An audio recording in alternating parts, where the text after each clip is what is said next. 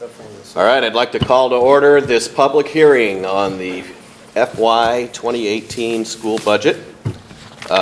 Since we apparently have no one in the crowd, we thought we'd give it 15 minutes, see if people show up.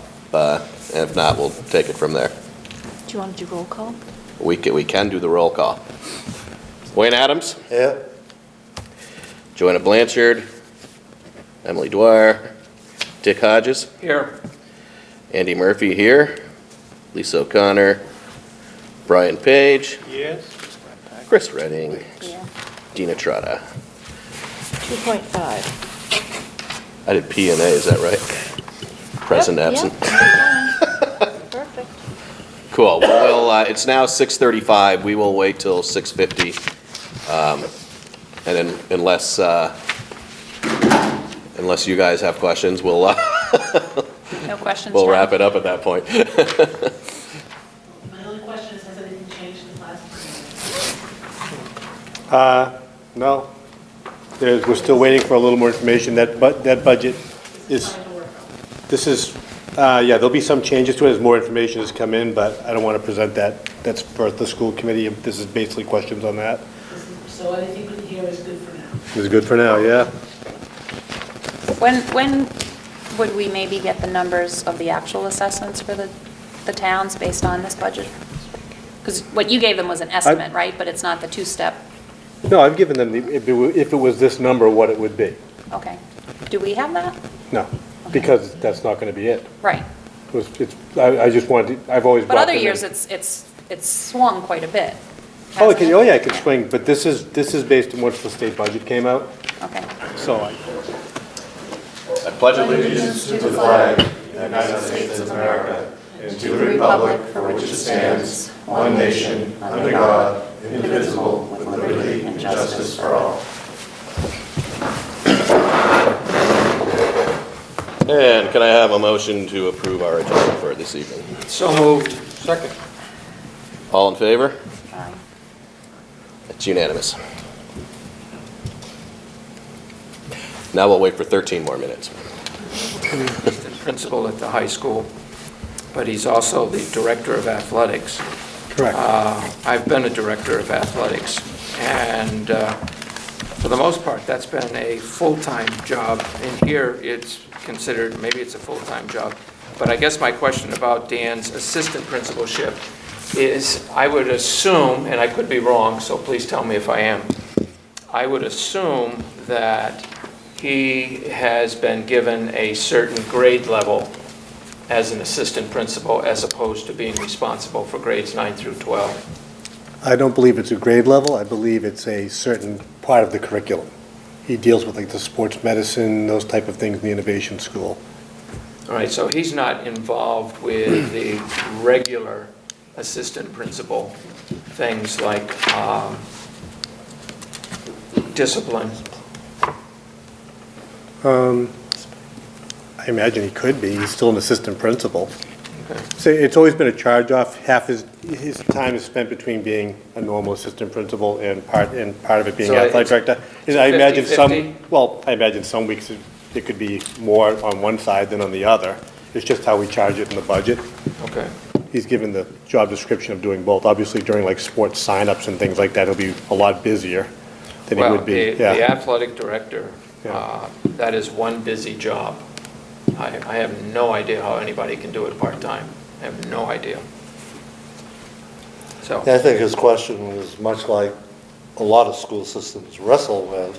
Some have given them the discipline responsibility, academic responsibility with grade levels. He asked initially about grade levels. I know one of the surrounding communities, the AD/assistant has grade levels 9 and 11. They're responsible for discipline. And the other assistant, because there's two assistants, one does athletics, an assistant principal. The other one does athletics and curriculum. Well, the athletic curriculum one would be in charge of discipline in that aspect of sophomores and seniors. So that's one of the ways some surrounding school systems do it. So when he was asking that question, I'm sure it's because he knows other school systems do it certain other ways. How do we do it specifically? No, I understand. Again, so many people in the system just do what needs to be done. The way, I mean, with no assistant principals at the elementary school, no assistant superintendent here. It's just kind of, you do what you have to do when you have to do it. He's always been charged that particular way, though, just to call it half and half, although I seriously doubt in any given day it's exactly half and half. No, I get that part. Yeah, so, but I don't get into the job of who does the discipline and those things like that. That's outside of. Can you comment on the reconfiguration of staffing at the secondary level? Secondary level. And is that focused specifically on special ed, or does it include other things? A question came up at the last meeting, I believe, by Chris Redding, to get a quick breakdown. I didn't print them all out, I was going to do it, but I will tell you, the way, the current budget from fiscal 17 to fiscal 18 personnel-wise, Bagnell loses one half of a position. They lose a classroom teacher, but pick up the other half of a STEAM coordinator. Page Elementary School actually gained half a teacher by getting a full-time STEAM coordinator. All of the positions are still remaining the same.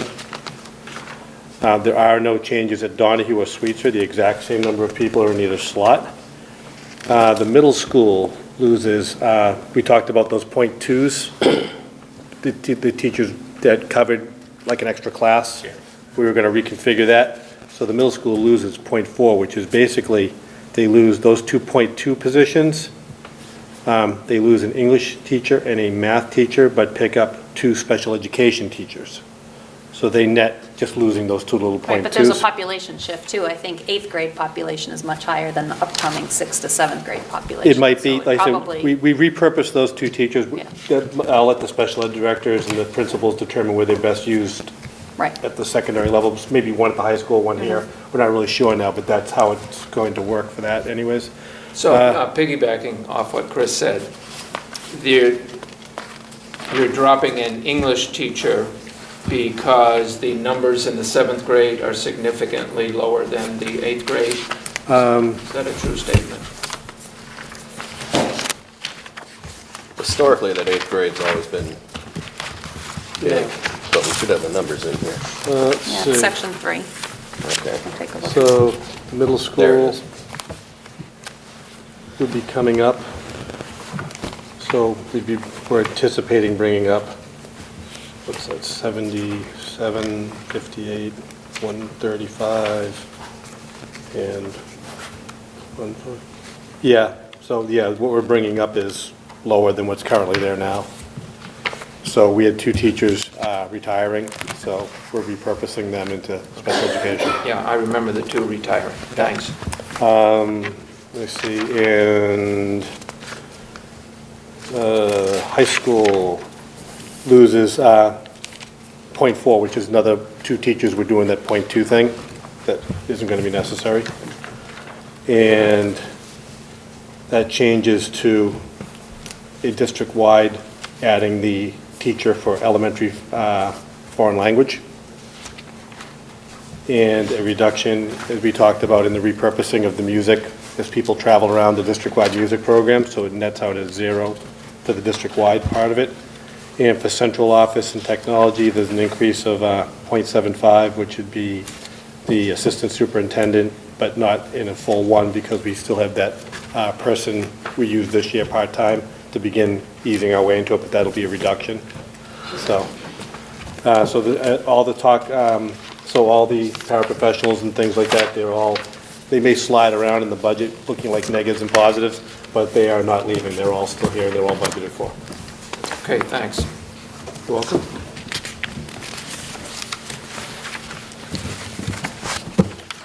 .645, 5 minutes to go.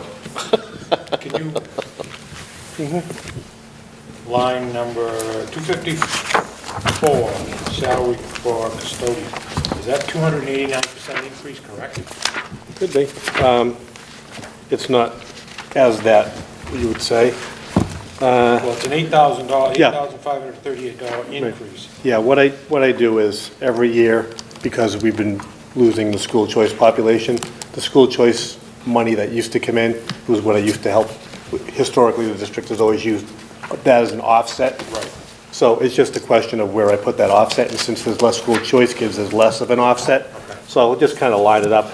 I say I'm getting this much money, so I'll try to put it in a place that makes it look like where it's gonna go. Like, last year probably wasn't 96,000 or for an offset, or 49,000. It's just how it played out where I put the people in the slots. Okay. But there are, again, it's the exact same number of custodians. Nobody's coming, no one's going. It's just less money into the system because of the school choice reduction. I said, most of these line items are good. There's a few that'll have to be adjusted based upon information that's come in since then. I know there's going to be some additional work in the area of speech, for English as a second language and speech pathology.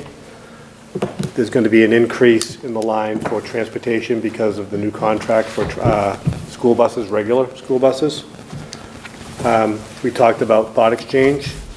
We've talked about the school, I've got all these things in there playing with for you guys to discuss next week to determine how you want to play with it.